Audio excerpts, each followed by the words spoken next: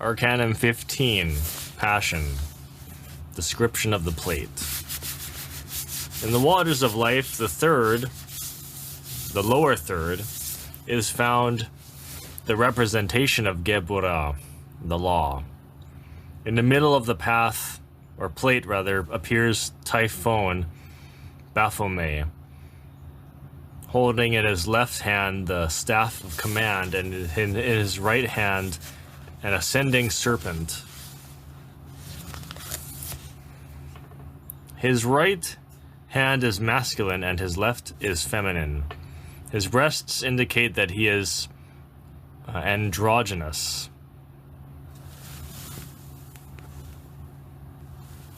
He covers wisdom with his apron, and from the same apron a tail results.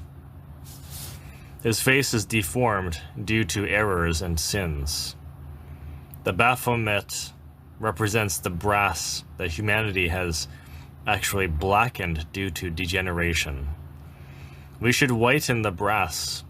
We should whiten the devil, who is the psychological trainer and guardian of the doors of the sanctuary, so that only the chosen, those that have passed all the tests imposed by the devil, can enter.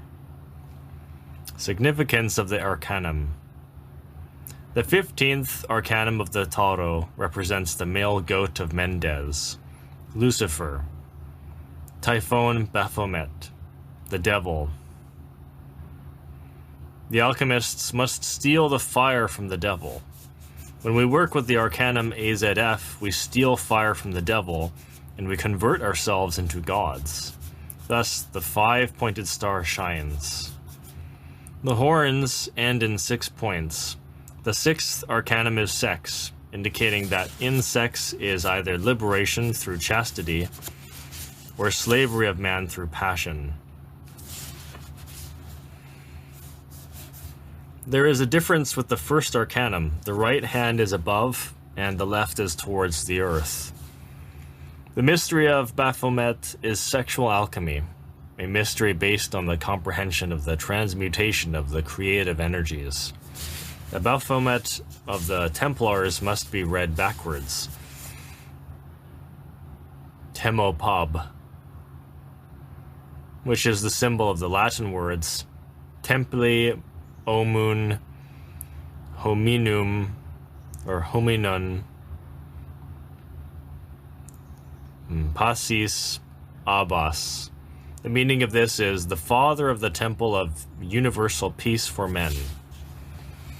The 15th Arcanum appears after the 13th, which is the death of the ego, the I, the myself, and after the 14th, which is the card of temperance or chastity that occurs after the death of the ego.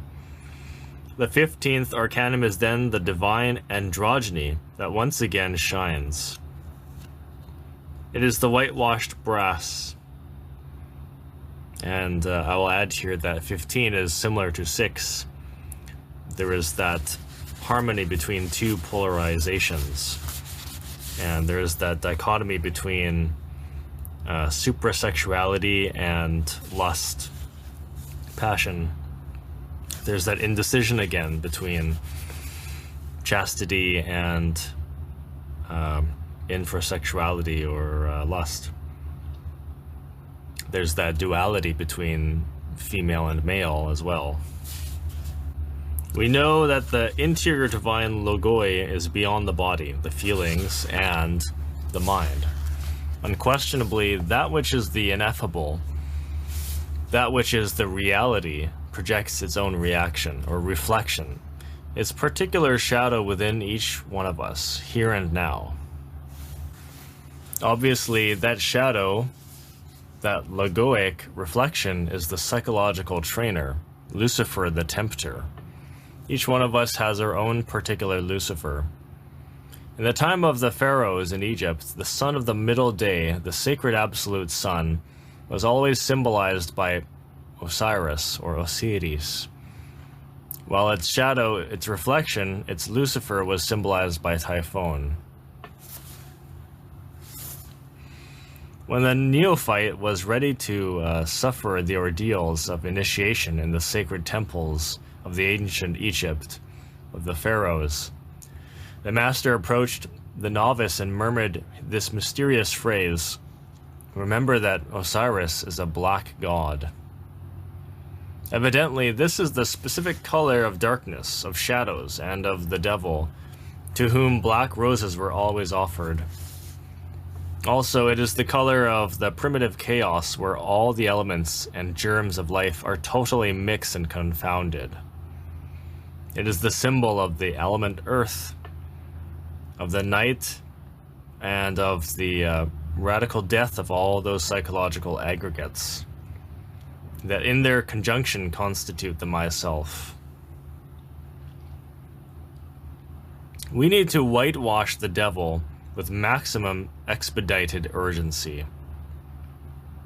This is only possible through fighting against our own selves by dissolving all those conjunctions of psychological aggregates that constitute the I, the myself, the itself. Only by dying in ourselves can we whitewash the brass and contemplate the Son of Midnight, the Father. This signifies that we must defeat all temptations and eliminate all of the inhuman elements that we carry within: anger, greed, lust, envy, pride, laziness, gluttony, and so on. A trainer in the psychological gymnasium of human existence is always required.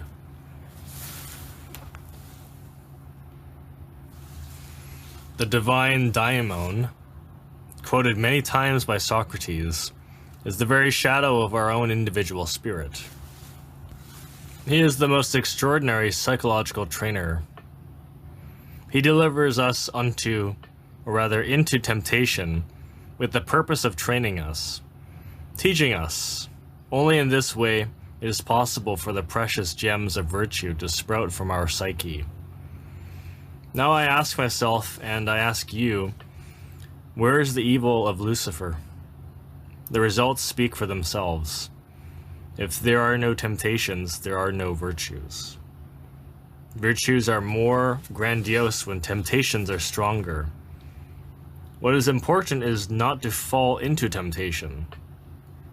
And that is why we have to pray to our Father, saying, "Lead us not into temptation."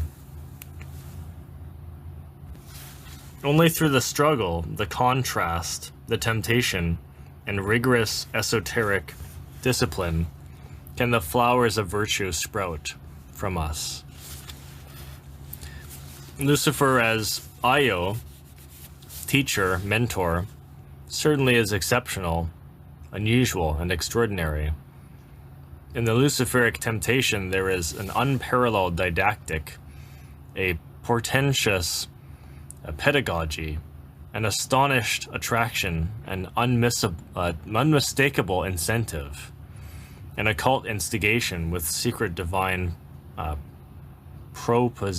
propositions, seduction, fascination. Lucifer, Prometheus, is one with the Platonic Logos.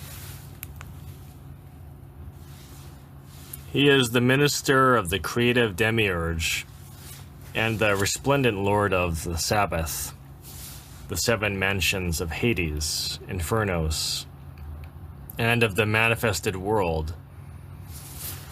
Lucifer is he who bears the sword and the scale of cosmic justice, because to him is undoubtedly committed the norm of the weight and measure and number.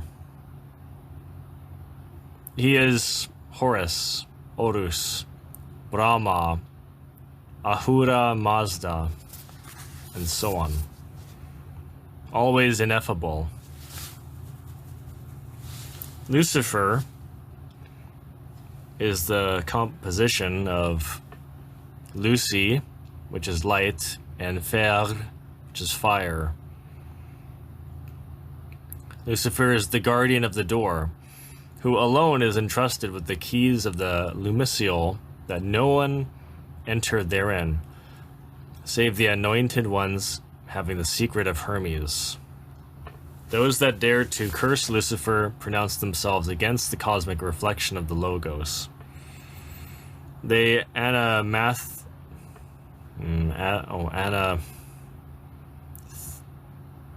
They anathematize the living manifested God in matter and abhorred the ever incomprehensible wisdom, when rebelling against the contraries of light and darkness, against the countenance, resemblance, similitude, sun and shadow, day and night, the law of the contraries.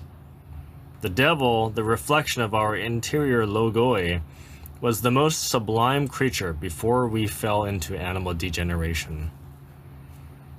All of the masters of the Hermetic art repeat unto us, whitewash the brass and burn your books. One who whitewashes the devil, turning it into its resplendent and primogenitary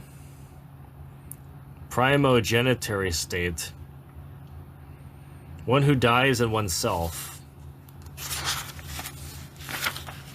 here and now liberates the chained Prometheus. Thus, Prometheus pays the individual with abundance because he is a colossus with power over the heavens, the earth, and the infernos.